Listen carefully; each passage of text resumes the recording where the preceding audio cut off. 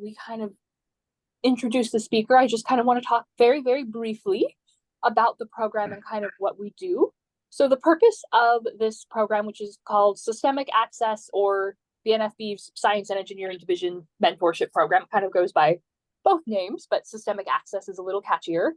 The purpose of this program is to pair blind and visually impaired students interested in science, technology, engineering, and math fields with professionals in those fields, to be mentors and mentees. And obviously, you know, professionals in the field can also get a mentor if they want, if they're like hoping to move up in their career as well. But that's kind of what we do. We ask people to meet at least once a month. That's kind of the one mandatory component of the program. We also have a Slack channel for people to ask questions, bounce ideas off of each other, organize virtual social events, etc. And of course, we have these meetings where we have guest speakers every so often, and also every so often we'll do kind of a Zoom happy hour type of meeting where you'll have the opportunity to bring your STEM related questions that maybe you haven't had a chance to talk about with your mentor, or maybe you guys haven't quite figured out a solution. It's an opportunity to get to ask those questions to others in the program. So that's just a little bit about the program.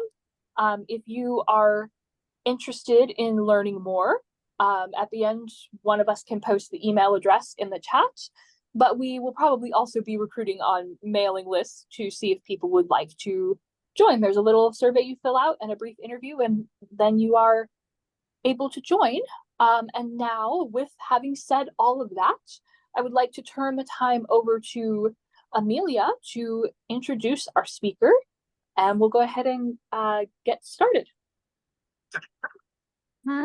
Dr. Michal Kopera is a mathematician at Boise State University, and I will let him do the rest of his introduction. Well, thank you very much for having me. I'm indeed a mathematician at Boise State. Actually, if you don't mind, I'm going to put up my slides, if only to help me with going through this presentation. All right. So what I'm going to talk to you today about. Okay. I'm going to introduce the topic, and then I'm going to talk about my kind of path, a professional path, and then we're going to go on with the topic, if you don't mind. So I'm going to talk to you about my research, most recent research topic, which has to do with numerical simulations of the ocean and building ocean models.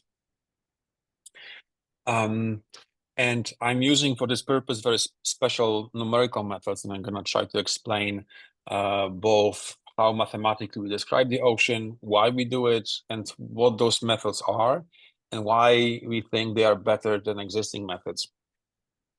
So this work has been done with my student Yao Gahunzo, who recently graduated from our Ph.D. in computing program, and myself. Now, a bit about myself. I am currently the associate professor at the Boise State University math department, but I originally come from Poland. I got my PhD at the University of Warwick in the UK, and then moved to the US, where I did my postdoc at the Naval Postgraduate School, and I spent many years there trying to help with modeling of the atmosphere and developing the next generation weather forecast model for the US Navy. And after that, I got interested in ocean modeling, which through a bunch of other places like Santa Cruz, University of California, Santa Cruz, got me to Boise State, where I'm currently at. I do enjoy teaching students, but I also do enjoy some research there. So my research focus is building ocean models to help scientists do their science related to ocean. Now, why do we care? Why do we care about being able to mathematically describe and model the ocean? Well, first of all, ocean covers about 70% of Earth's surface. So that's the single biggest thing about the surface of our planet, right? We live on the dry land, but it mostly is composed of water.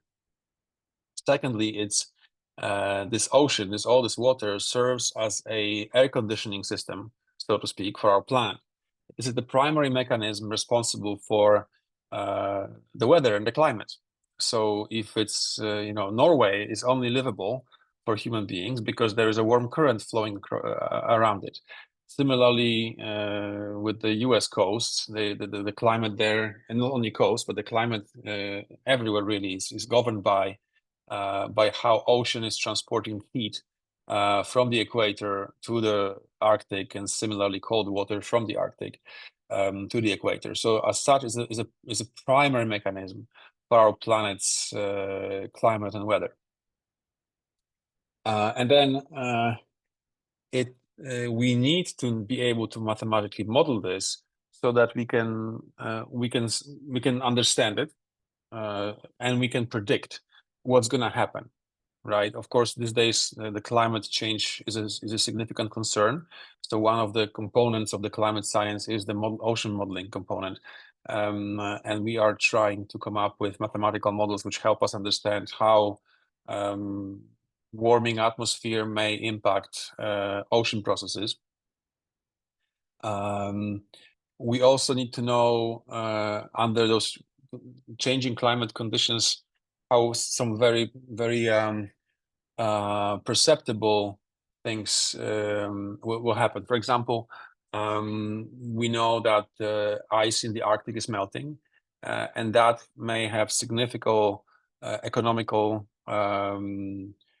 perspectives. Like there's new fisheries may open in the Arctic. We need to know there's strategic concerns. The Navy calls it the emerging battle space, the Arctic. All of a sudden, you can send ships over there, and different players, different countries may want to put claims or use this space in some sort of strategic way. So there's a whole swath of applications and the reasons why we need to have good understanding and good predictive capability of what's going to happen with our oceans. And I mentioned it controls the weather, and we also use ocean models these days to improve the weather forecast. We need to not only predict the atmospheric motions, but also the ocean motions to better understand and better predict what's going to happen tomorrow or next week weather-wise. Now, ocean is inherently challenging system to model due to a number of reasons. First of all, the equations, which I'm going to introduce in a moment, are inherently multi-scale and complex, meaning that they admit motions which are very small, like turbulent motions. You can imagine, you pour well, you can feel the wind breeze on your face, and the wind breeze is not a constant blow of wind, but you feel certain fluctuation of those little wind swirls that happen around you, and that's a turbulent scale. So they are small motions. They are order of meter or less, or millimeters. Excuse me. At the same time, on the other end of the spectrum, we have motions which concern the entire planet. So it's thousands of kilometers large motions, and at scales ranging from multiple years sometimes. Certain phenomena happen over decades. So we need to be able to capture all those scales, from very fast, very small motions to very long, very large motions. And that poses significant problems mathematically and computationally. Second of all, we have to account for multiple physical forcings, multiple things that affect the ocean. For example, the wind. We need to account for the fact that the wind blows on the surface of the ocean. We need to account for the fact that ocean is a fluid that's moving on the surface of a rotating sphere, which creates a Coriolis force. We also need to account for the fact that ocean is not just uniform fluid, but it contains it contains some salt, which is changing the fluid density. Therefore, there is some significant buoyancy force, and there's an interplay between the buoyancy, buoyancy force, so density changes due to temperature variation, as well as the salinity variation, and those two processes happen at with different intensities and scales, which create very complex interactions. And finally, the ocean is not, even though I'm going to show you simulations or discuss simulations in very simple cases, geometrically simple cases, The real ocean is a system with a very complex geometry, because the coastlines and the continents are not squares or triangles or straight lines. They are very complex geometries, and we need to account for that fact. Similarly, we need to account for the fact that the ocean doesn't have a flat bottom. There is certain bottom roughness and bathymetry, and in some places it's deep, and in the others it's shallow. So all those complications present with a very, very complex mathematical problem. By the way, if you have any questions along the way, please interrupt me, okay? Because I don't want to, go over something that doesn't make much sense. Or yeah, so just interrupt me if you have a question, please. Right. So how do we go about this ocean modeling?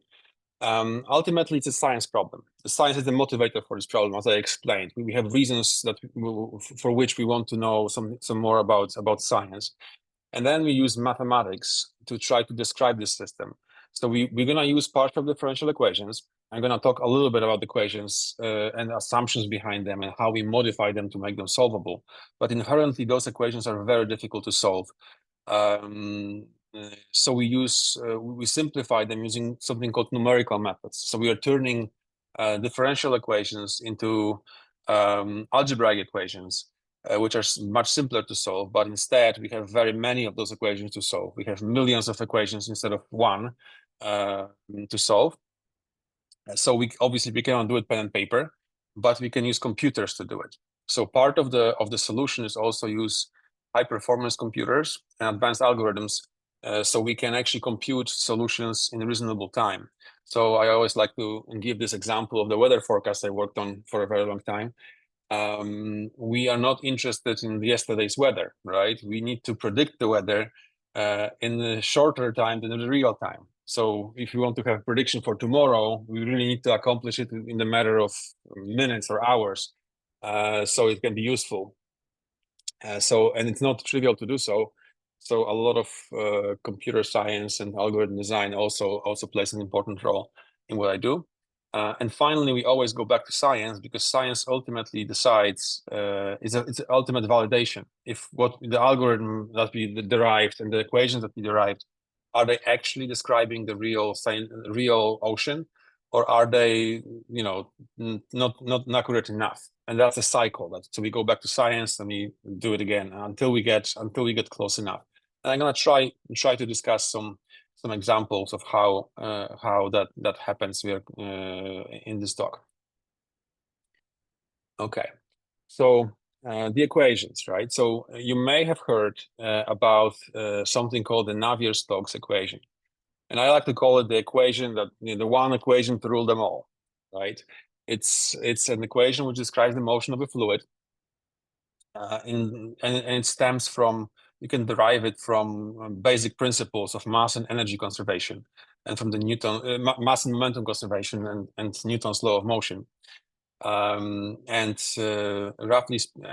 basically the equation consists of, and the rate of change of momentum is equal to the pressure gradient plus a term which describes diffusive forces. So how the energy is diffused by the viscosity of the fluid, by the fact that the fluid is a little bit sticky, so to speak, and diffusive energy is not perfect fluid.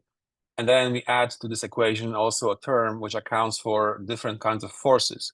So we have the gravity force, we have the Coriolis force, which I mentioned, the force due to the fact that the fluid is moving at the surface of a rotating sphere.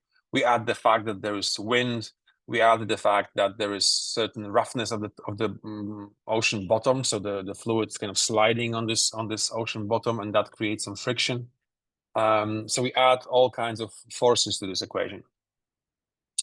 And it's inherently difficult to solve. Actually, in fact, there is a prize of $1 million to somebody who can show that this equation can be solved analytically on paper, or that the solution does not exist for certain cases. And so far, for the last 20-something years, nobody claimed that prize, because that's an inherently hard problem to do, chiefly due to the fact that there is the rate of change of momentum is a nonlinear process. And yeah, and therefore non-linearity is very difficult to deal with.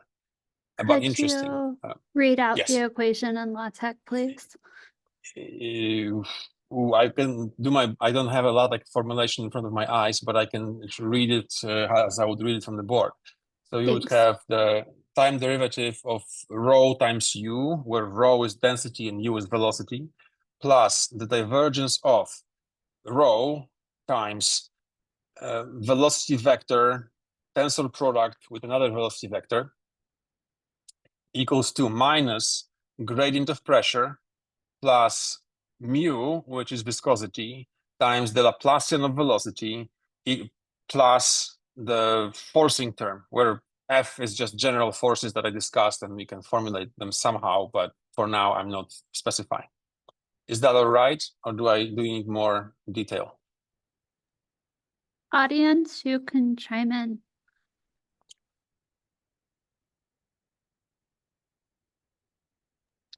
I think that's good. Thank you. Yeah, it's okay for So me. please, Thank you. please keep interrupting if something is not quite clear. Right. So there are certain assumptions that we do to make this problem slightly less intimidating.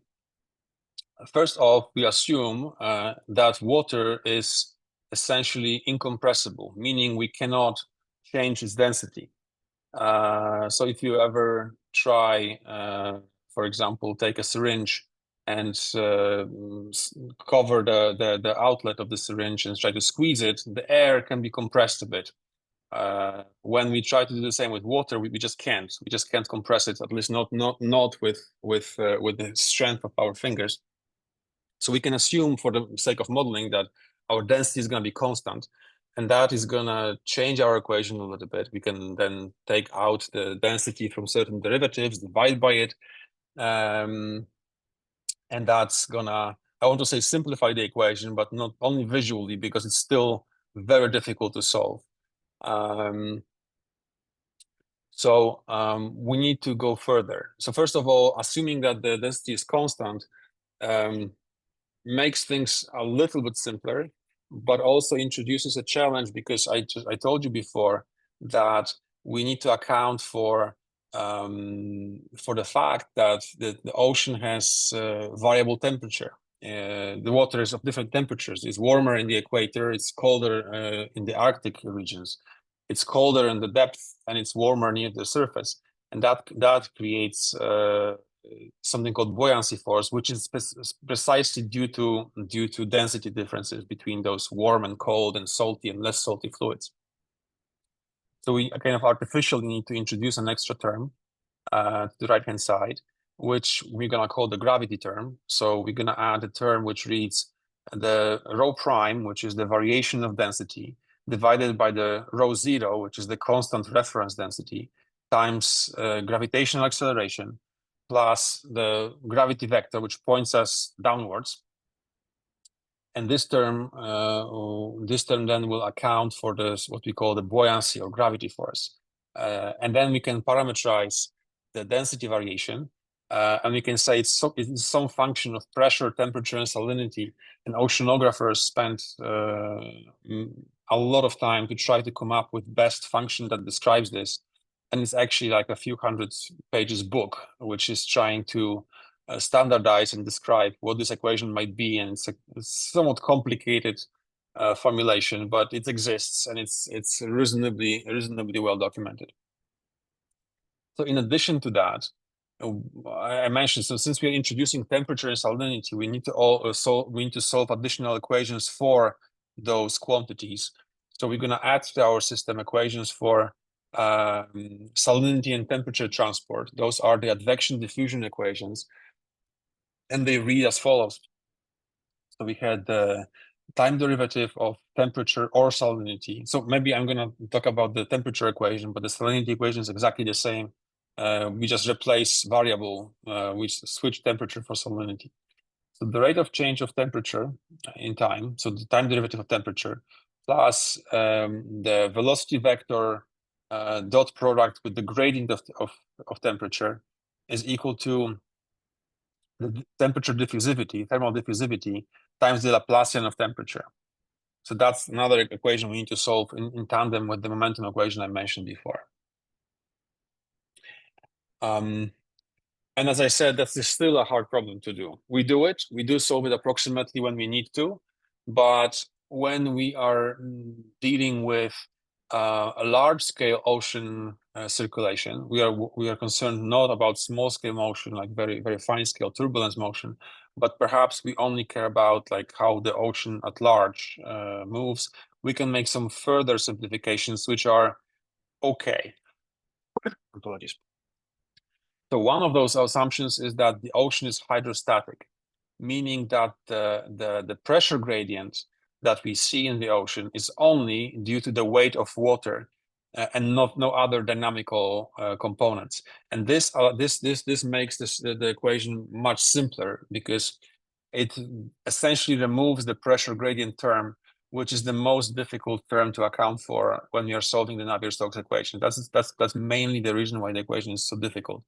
So if we simplify that and replace the pressure gradient by simply saying it's the density times the gravitational acceleration rho g, that makes the equation very, very much simpler. And this is the basic, we call it primitive equation, that the ocean modelers use. However, there are further simplifications that can be made. For many applications, people assume further things. So, for example, we already assume that the density is constant, and then some people, what they do is they say, okay, let's assume that the ocean is shallow, right? So it's horizontal kind of size is much bigger than the depth. So the depth of the ocean, even though we, as humans, we feel like, okay, the water in the ocean is quite deep. If you compare that depth scale of maybe at most 10 kilometers or 11 kilometers in the deepest place in the ocean, if you compare that length scale or depth scale with the horizontal length scale, which is, well, the Earth circumference is 40,000 kilometers, then 40,000 versus 11, well, we can agree that the horizontal length scale of 40,000 kilometers is much greater than the depth of 11 kilometers at most, and on average, perhaps 2 to 4 kilometers. So in that case, people create a new system of equations. They take the Navier-Stokes and they integrate it in the vertical direction. So basically, they remove the vertical direction and they represent the whole column of water, and they call those equations the shallow water equation.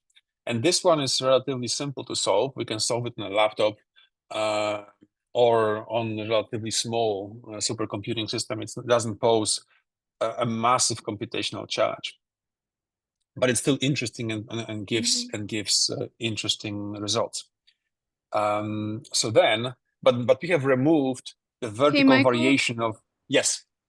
Okay, when you say shallow water depth, are you talking about the surface area of the ocean where it's from 0 to about 250 meters? Or are you talking Okay. on the continental shelf or close to the no, coastal? I'm actually saying the entire ocean is shallow, mathematically speaking. So okay, so we're not we're not dealing with the deep ocean, or is it still a two-layer ocean? We are dealing with the deep ocean. I'm saying even the deepest ocean can be considered as shallow, mathematically speaking, when we define shallowness as the ratio of the horizontal span, right, or to the depth. So the deepest place in the ocean has 11 kilometers, give or take, the Mariana Trench, right? Yes. But the horizontal extent of the ocean is essentially the entire globe. So if we take the circumference of the Earth, it's about 40,000 kilometers. So I'm saying the 11 kilometer depth is kind of small compared to the 40,000 kilometers of its length. So I'm saying, you know what, let's then say it's mathematically shallow, so we can remove this vertical direction. Okay, that makes more sense. Thank you. I know it's counterintuitive to call the ocean shallow, but mathematically it's an allowed thing to do. I'm just used to dealing with two-layer oceans, so but now I know it in a mathematical way, so we're good. Thank you. I'm glad that you actually brought this up, because what we're gonna do next is introduce layers to the ocean. Because by doing this vertical integration, this removing of a vertical dimension, really, we remove a lot of important physics. We remove the ability to account for the density variation in the vertical direction, which are extremely important. So by doing this, by creating this shallow water model, we gain the ability to solve it quickly, but we sacrifice some physics, which is not great, at least for the general purpose applications. So what we're gonna do then, we're gonna say, you know what, let's create a model which we're gonna call the multi-layer shallow water model. So we're gonna say the ocean consists of multiple layers of water of different density. Each of those layers can be then described by something which looks like shallow water equation. So functionally, mathematically, it's really a shallow water equation, but we then kind of stack those layers on top of each other and allow them to evolve. So it can be two-layer ocean, and that's our primary model for testing things. And I'm gonna discuss some results with two-layer ocean. But we wrote the model such that you can increase the number of layers to however much you want.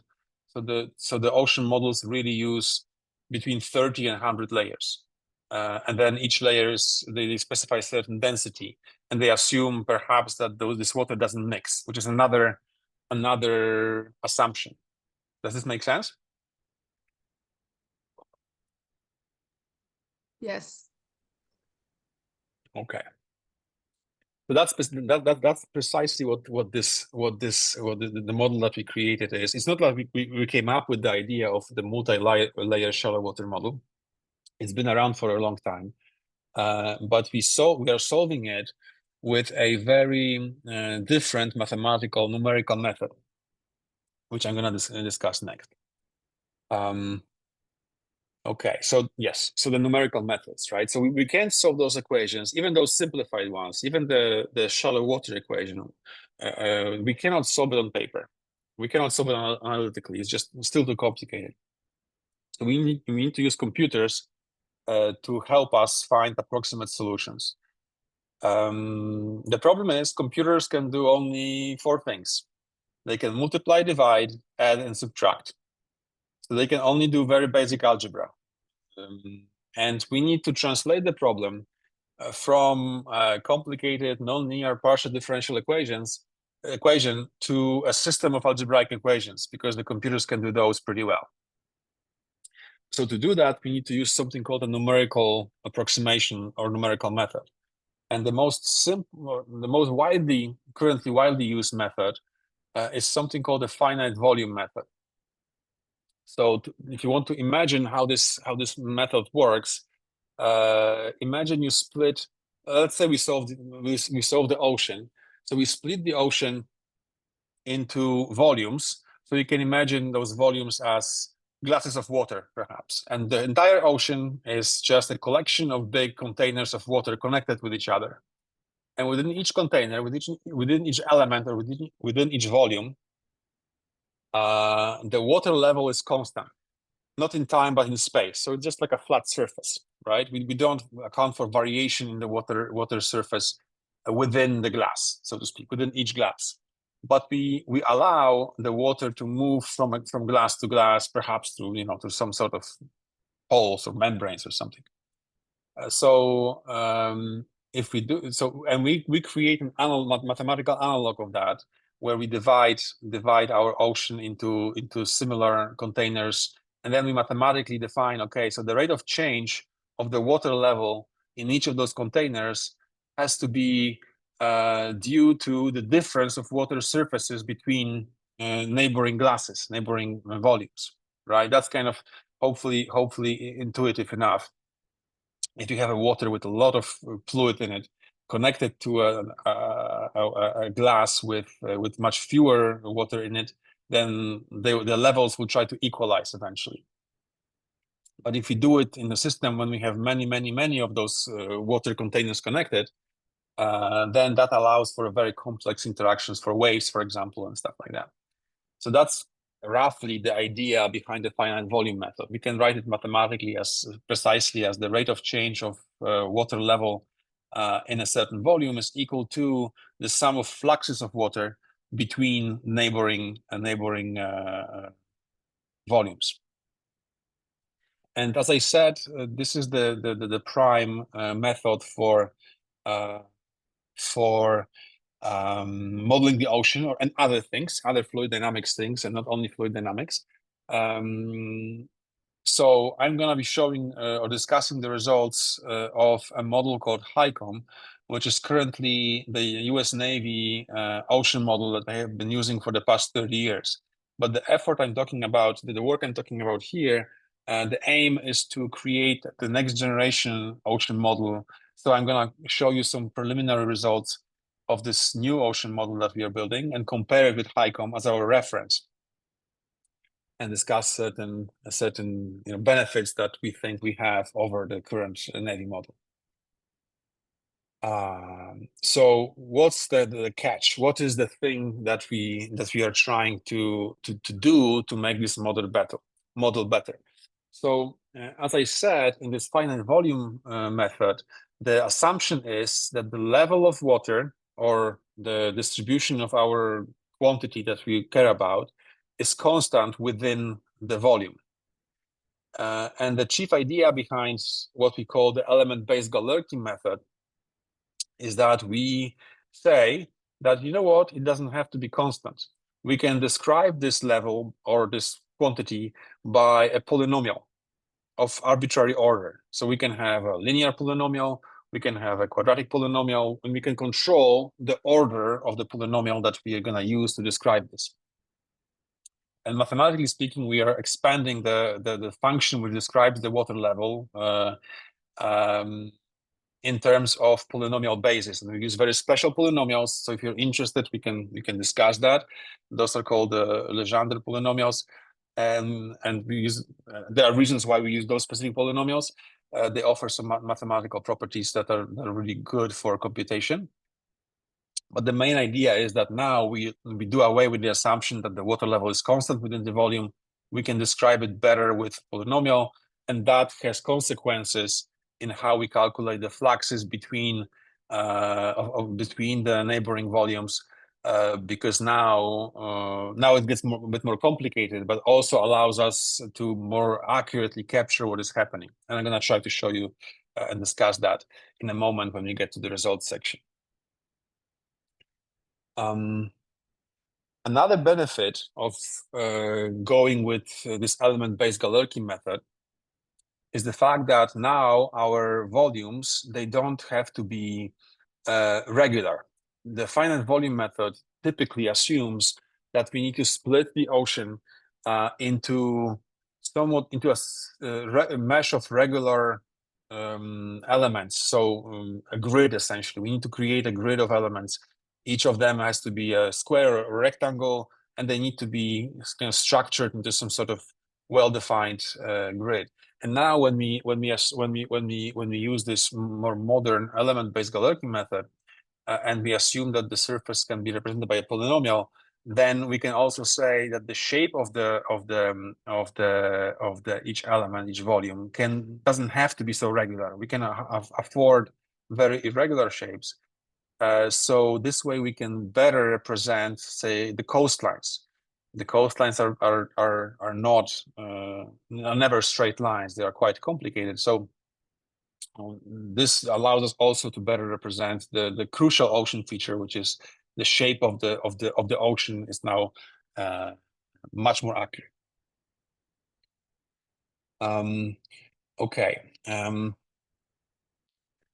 So let's get to the results. How are we comparing the new idea, which is the Galerkin methods, with the classical finite volume method? So back in 1980s, people came up with this test, which is called the double gyre test case. And imagine we create an completely artificial ocean, which contains of two layers. or possibly more, but we're going to focus on 2 layers of the ocean. There's going to be lighter fluid on top, and this layer will have 1,500 meters.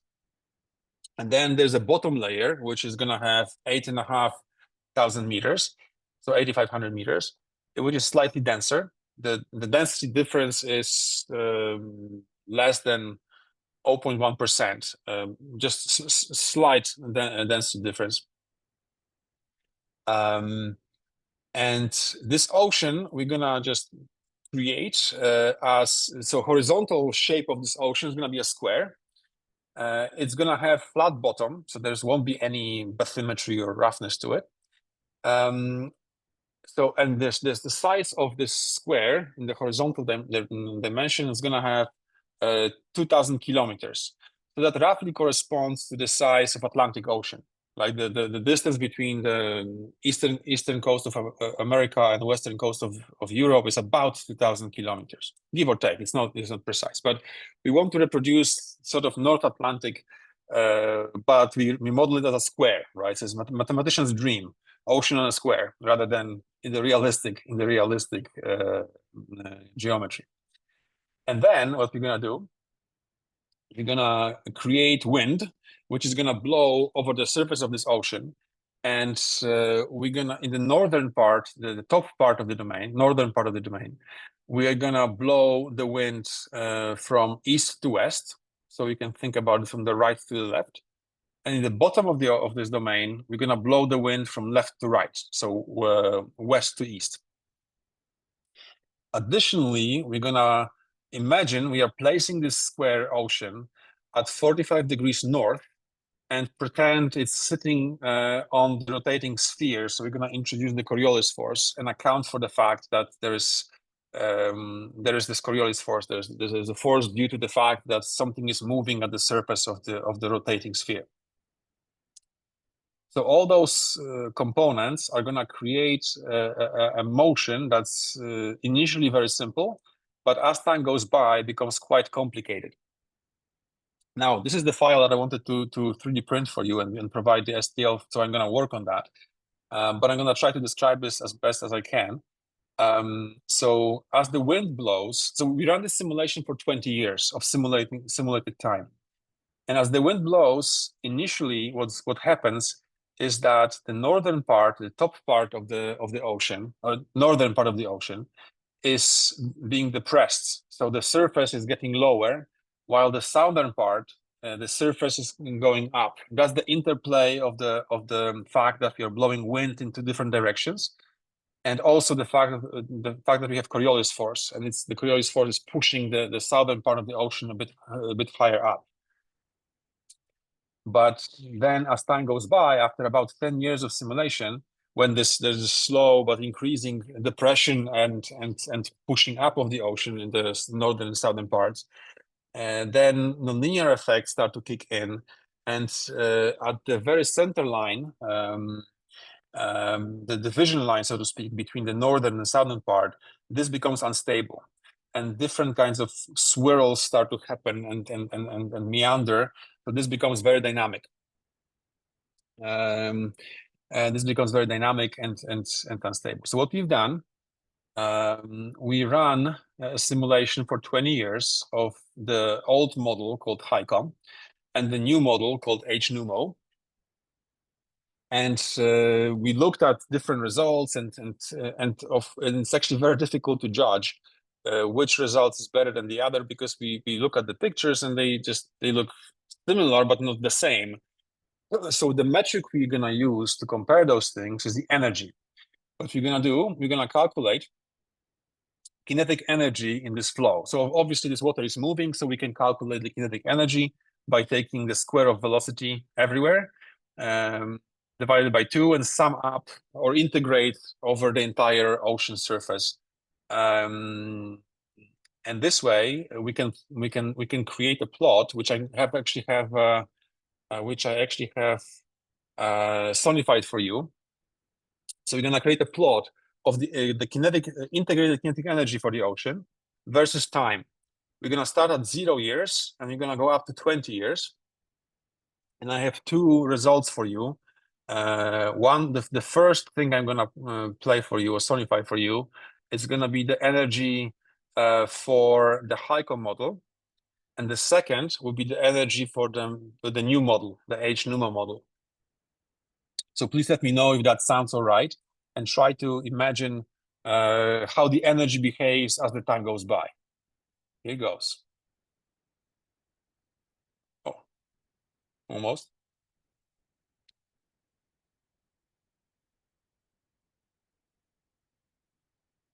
Were you able to hear that? No. Oh, I had it in my oh. Hang on, let me try to do something here. There's I have a I have box when you share that says share computer audio, and you have to check that. Oh, okay. Let me try. Share. Share sound. Perfect. Yeah. Let's try again. Oh, hang on. There's some permissions that are required.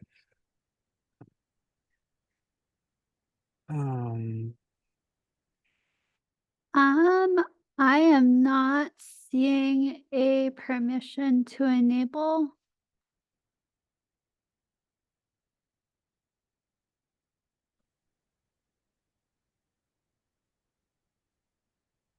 But what I can do is Okay, what is going on? you I are have now the some. host. I'm not the Ah, host. yes, that Oh, means you won't need permission because you're the host, so you can just give yourself permission. okay. Let me try. There was some permissions regarding my computer that it didn't want to. Auto sharing works best with voice isolation is turned off. Okay, you know what? Give me a moment. I have my headphones in my ears, and I think that's the issue here. So I'm gonna take them off, and you should be able to hear what I have to show you. One moment.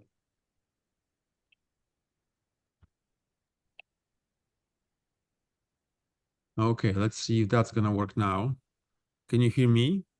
Yep, yep. Okay. Let's see if that works now.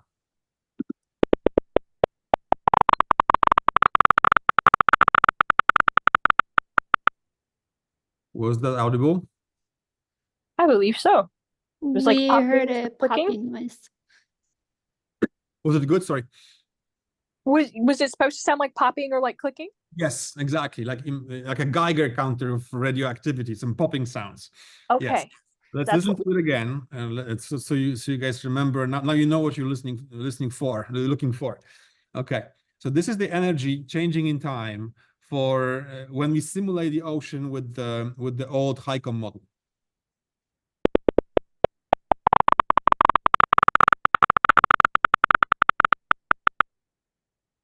So how do you think this energy is changing? Well, how does it sound to you? Is it growing, decreasing? Yeah, so yeah, increasing slowly at first and then very quickly, and then at the end there's like a single pop, so maybe it kind of dropped off at the end or something. Right. So what happens is it actually grows initially, but then it reaches somewhat stable level. Stable as in there is big oscillations around some constant level. That's what you hear at the end, those clicks going up and down, up and down. But the idea is that there's a certain constant level. Now I'm gonna play you the energy plot for the new model, and I wonder if you can hear the difference.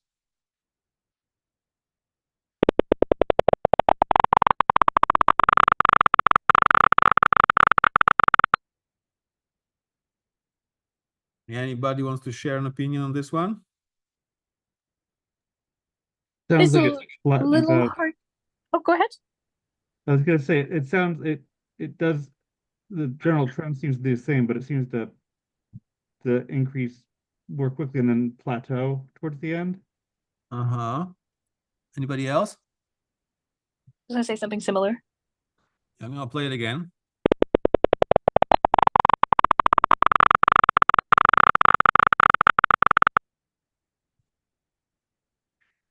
So what happens actually is that as you said, or somebody said, I didn't catch Peter, right? There is a similar trend, and the behavior is similar, except that the new model produces towards the end of the simulation produces much higher energy level. So for the old model, the average last 5-year kinetic energy is about 25 centimeters square per second square. This is how oceanographers measure energy. While for the new model, with exactly same settings, we get something like 35. So that's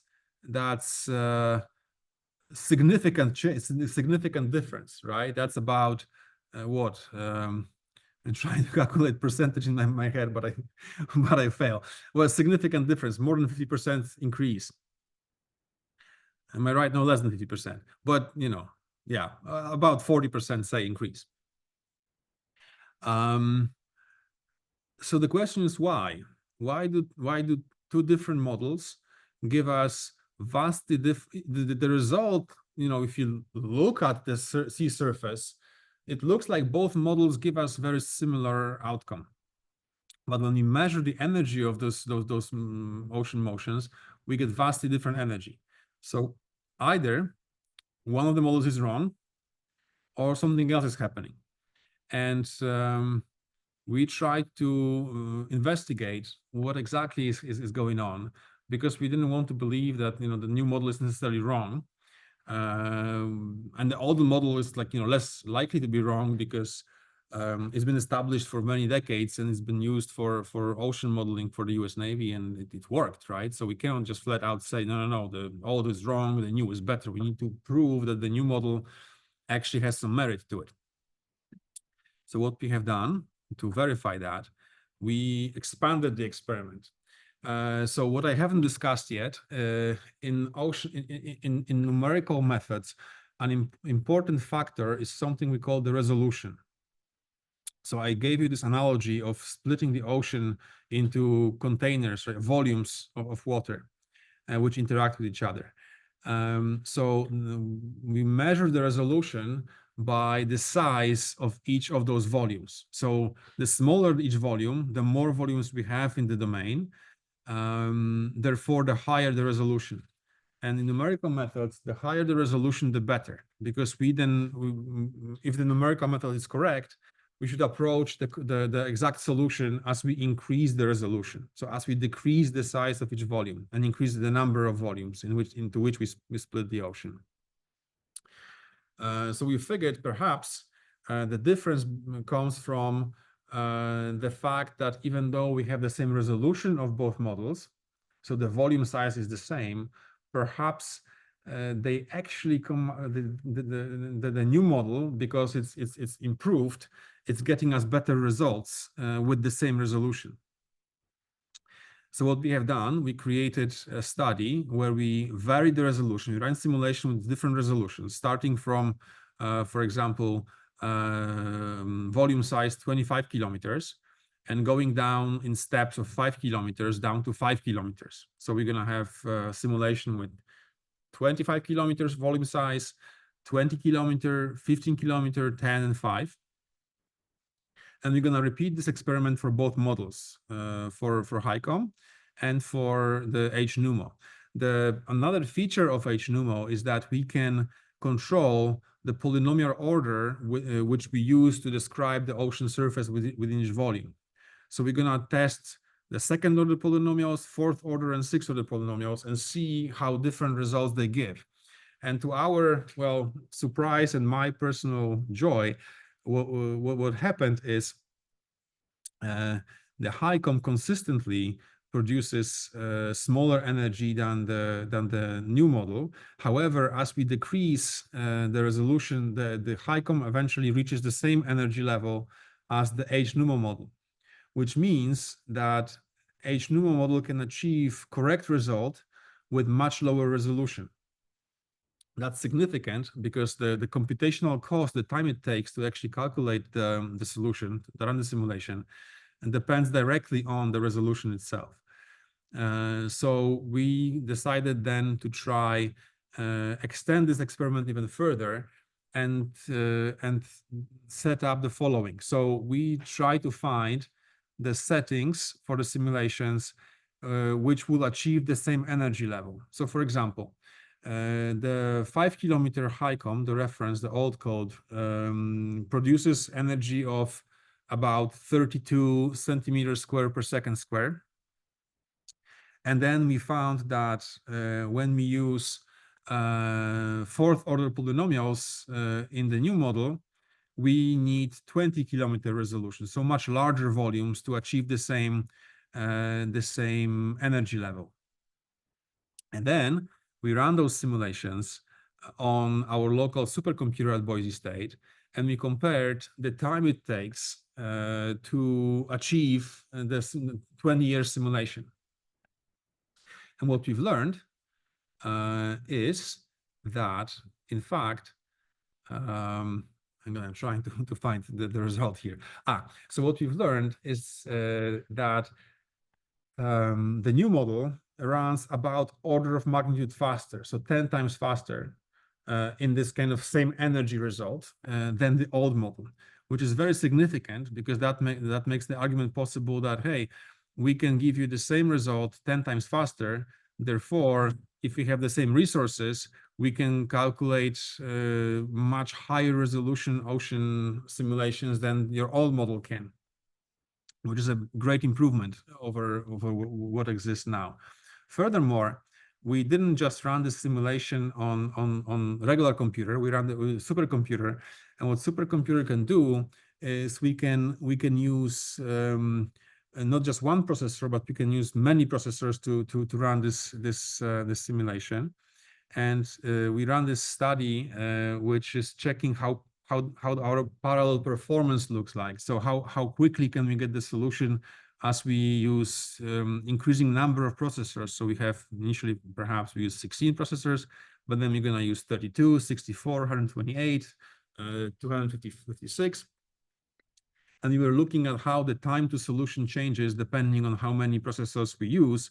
And in the ideal situation, we should be getting numbers that if we double the number of processors, we should have the time that it takes to run the simulation. But unfortunately, because computer codes are not perfect, there are some certain overheads when we parallelize them, when we write them such that they can take advantage of parallel computers. There are overheads. So the HICOM code actually has very significant overheads as we increase the number of processes, to the point that we introduce a measure of this certain efficiency measure. So HICOM drops to about 40% efficiency at 200 processors, which is not great.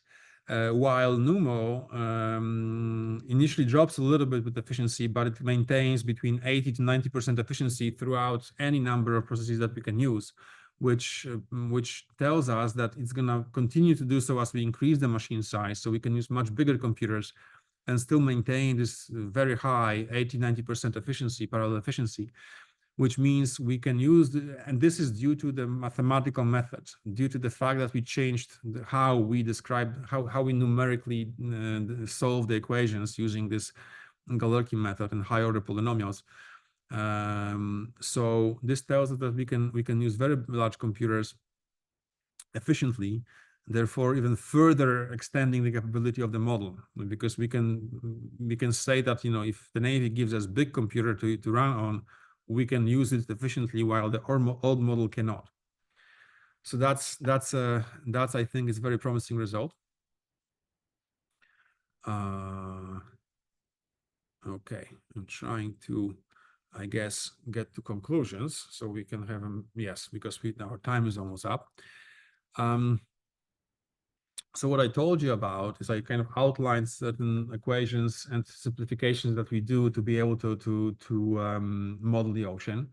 I talked about numerical methods that we use, and I try to show you on examples why those Galerkin methods are a better choice. And they are a better choice because we can show that we get better results, we can get them cheaper. And what we didn't investigate yet, but we know it's possible, Once we start modeling the real ocean, not just the square domain ocean, we will be able to do it more accurately. And that's the next study we're going to run. We're going to introduce the actual coastlines. We're going to introduce the bathymetry, so the shape of the ocean bottom, and see how those two models compare in similar metrics. So we're going to look at the energy and other things. And the ultimate goal is to propose to the US Navy a new model which can replace the existing model. And this new model will be built with those more advanced mathematical methods, those Galerkin methods. And that's where I'm going to stop and perhaps answer some questions if you guys have them.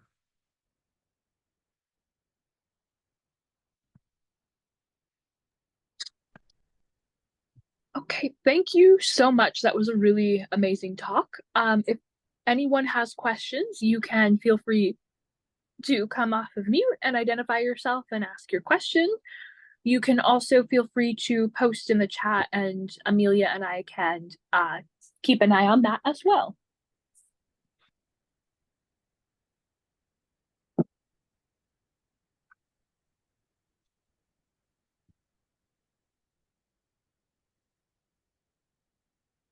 Any questions?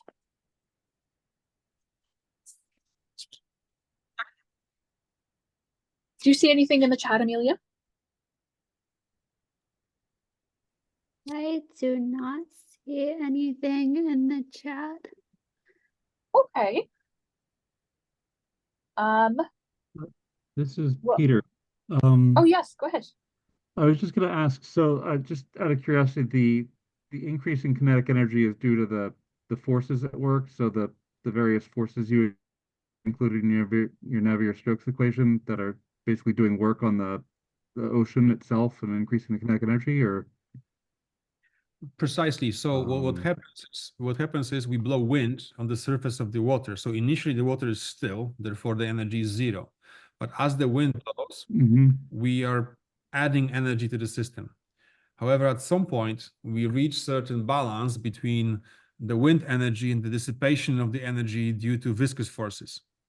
So initially the level increases, but at certain point after maybe 10 years, what we call the ocean is spin up, right? It reaches certain steady state, and then the energy is quasi steady, meaning it's not flat, it's not changing. It is changing, but it's changing around a certain constant level.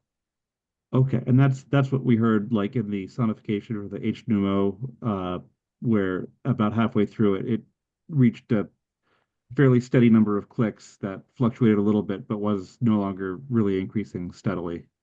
Exactly. So the pitch of that sound was not increasing, however, but it was kind of going up and down around the level, right?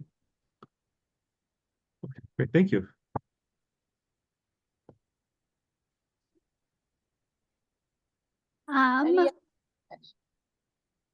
Will you tell us about the paper that we can soon have LaTeX access to? Right. The paper that I shared with you, and I will share the official final release, is basically a more in-depth explanation of what I talked about. So in that paper, we are explaining the equations more carefully. We are explaining the numerical methods more carefully and in depth and mathematically more rigorously than what I kind of talked about. And then finally, we explain the results. Unfortunately, the results are not accessible, as in they are not sonified in the paper, or they are simply figures. So hopefully what I talked about shed some lights, but I did give you the key takeaway, because we did look at the energy. That was our main measure, and we did compare energies across different resolution settings, and that's the biggest takeaway of the paper. Excellent. Any more questions? Otherwise, we can start to wrap up. Okay, well, I am posting right now. If it will, oh, it's not letting me post in the chat right now. Hang on. I want to post the email address of our program in case anybody is interested in joining. Oh, Amelia, you're a hero. Amelia just posted this. So for anyone who maybe leave the Zoom room open for a second in case people want to write that email address down or copy and paste, or let us know that they prefer to have it read out loud. You will have the opportunity to write that down so that you can reach out to us if you're interested in joining the program. In the meantime, Dr. Kopera, thank you so much. This was a really amazing talk and incredibly approachable, I feel. So thank you so much. Well, thank you for having me, and that was a joy for me to put together. And it made me think a lot about accessibility and how to present scientific results, which wasn't obvious for me at first. But I did learn a lot thanks to Amelia about the simplification. So I'm going to be doing it more now because it's actually kind of fascinating. That's wonderful. And Dr. Kopera, are you willing to have people reach out to you about your research? Absolutely. Feel free to reach out. I'm happy to discuss. Can you please post your email in the chat then? Coming right up. Oh, sorry. I'm going to do it again.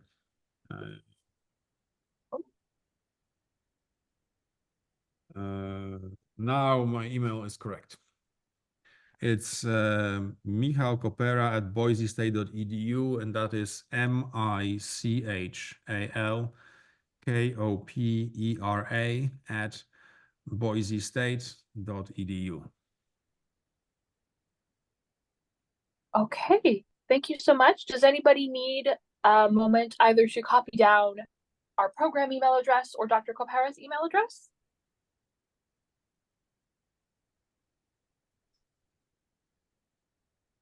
Okay, well, it is past the hour. We try to have these go an hour, and we are a teeny tiny bit over. So, Amelia, do you have any, unless there's anything last minute on your end, I think we are okay to conclude. I am okay to conclude. Okay, thank you all so much, and look out for more announcements coming in the new year. Thank you. Thank you. Thank you. Thank you, everybody. Thank you so much. Thank you. Yes, thank you for coming.